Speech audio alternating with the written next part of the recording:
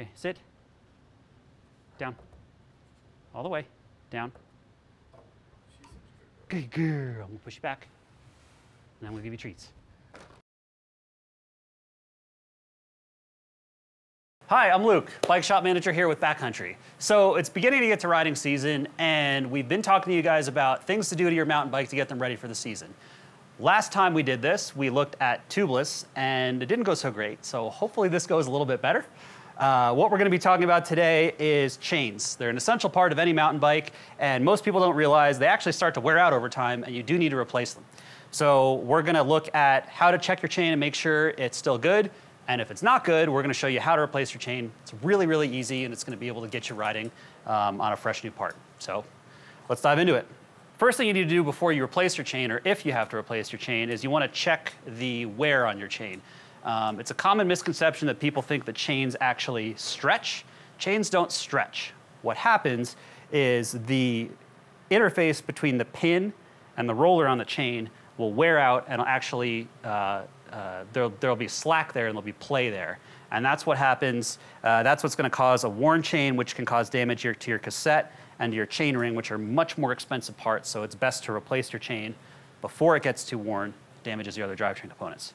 Let's look at checking your chain. What you want to do, and various chain checkers are going to have different instructions. I like this Park Tool CC4 because it measures a nice long stretch of chain, so it's going to give you a much more accurate reading.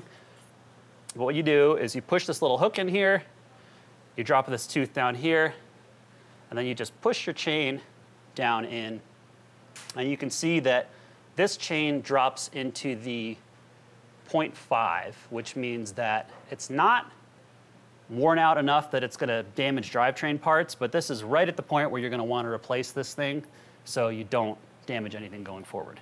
Before we replace the chain, we're going to talk about what you need to replace the chain. The first thing are what I have in my hands here. This is a master link plier. This is designed to release the master link on most modern mountain bike drivetrains to separate your chain so you can pull the old one off. The other thing we're gonna need is a chain tool. You wanna get one that is compatible with your drivetrain. Some older chain tools won't work with a modern 11 or 12 speed drivetrain, so make sure you have one that's compatible. So what we're gonna do is locate our master link on our old chain, take our master link pliers, slot them in there, just squeeze them together, and then as you pull them apart, you're gonna see that master link's gonna go ahead and separate. After you've separated the master link, I like to just pull that apart. These master links technically aren't reusable, but I like to hang on to one and just put it in my spare parts kit when I'm out riding, because you can use them just as a quick fix to get you off the mountain should you break a chain.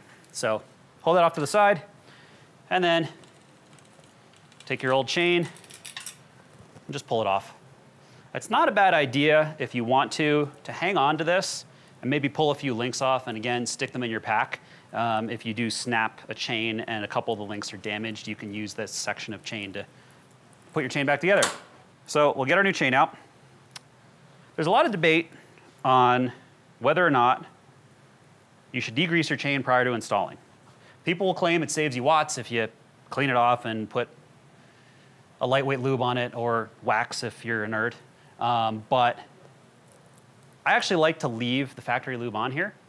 It's designed as a really, really nice rust inhibitor. It's not going to be the most efficient chain lube, but the nice thing about it is because it is pretty sticky, it lasts a good long time. The one thing that I do recommend though is that once you got the chain installed, take a clean rag and just wipe off any excess. So the lube that's on here will stay in the inside, and the outside stuff isn't going to attract any dirt and grit. So what we'll do is we'll take our chain, and I'll do my best to work so you can see what I'm doing here. And we're going to thread it onto your cog. Just kind of pulling it through. And then we need to pull it through the rear derailleur. On these modern SRAM derailleurs, they actually have a nice feature, which is a cage lock, which makes it nice and easy to feed it right through the derailleur. So for demonstration purposes, we'll show you this. So what you do is you feed it underneath this first pulley. There's a tab back here that you want to make sure you go over top of and not behind. And then over top of the second pulley, taking care to note, especially on this drivetrain, this pulley actually has narrow, wide teeth. So you'll notice if I offset this one tooth, the chain actually doesn't fit down onto the teeth. So you want to make sure that you get that aligned properly. And then once you do, you can push that cage lock, set the derailleur into place. There are two ways to size a chain. The first way is off your old chain. You just take your old chain, you lay your new chain down next to it, and you measure it and cut it to the same length.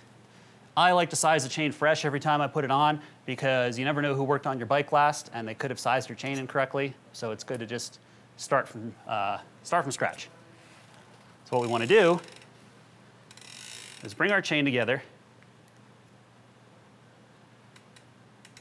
And you want to measure, remember you're using a master link here. So you have outer links, which look like this. They usually have some sort of branding on them. And then the inner links, which are narrower. So that master link is going to be taking up the position of an outer link. So when you're measuring your chain, you want to make sure that, say it needs to be to this link here, which is what I believe to be correct. You don't want to punch this pin. You want to punch the next pin because the master link is going to take up that gap right there. So what we'll do is we're going to hold where we're going to break the chain. I'm going to double measure because like I said, that last video didn't go too well. So we're going to make sure I'm measuring this properly. That looks correct. And then I'm going to grab our chain tool and we're going to open it up. And you're going to slot your chain right into that point. You want to align your pin with the pin on the chain, and then you just start tightening. What's going to happen, you're going to hear a couple pops. First pop is the chain releasing, and then the second pop, if you hear it, is the pin pushing out of the backside of the chain. And then when we separate that here, hang on to this. You never know. Then what we'll do is we'll grab our new master link. Make sure you don't confuse the two. And what I like to do to make sure you have enough slack in the chain is I actually release the chain off of the chainring in the front so you have enough slack to reach without pulling tension on the derailleur. We're going to install our master link. These SRAM 12-speed drivetrains, it's got kind of like a kidney bean shape to it. You want to make sure that when the chain's at the bottom, that curve is pointing up, and then when it's at the top, the curve is pointing down. You're going to take this, slot the pins into the little slots there, and then you're just going to pull a little bit of tension on that just to hold that master link together. Then what we're going to do is we're going to pedal this forward, following the master link through the drivetrain until it settles kind of in the middle of the top of the chain. Then what we'll do, if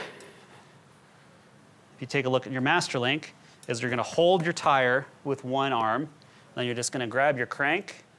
Let me see if I can do this so you can see it. Grab your crank, and you're going to push down on your crank while holding your tire, and you're going to hear a snap of that master link snapping into place.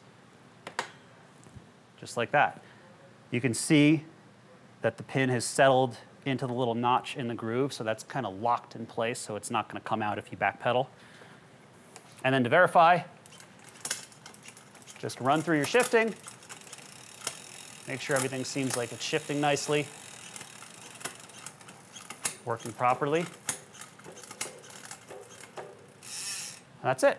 So hopefully this answered all your questions about chain replacement. It's a really easy thing to check and do before the riding season starts and mid-riding season. If you have any questions about this, reach out to a gearhead today.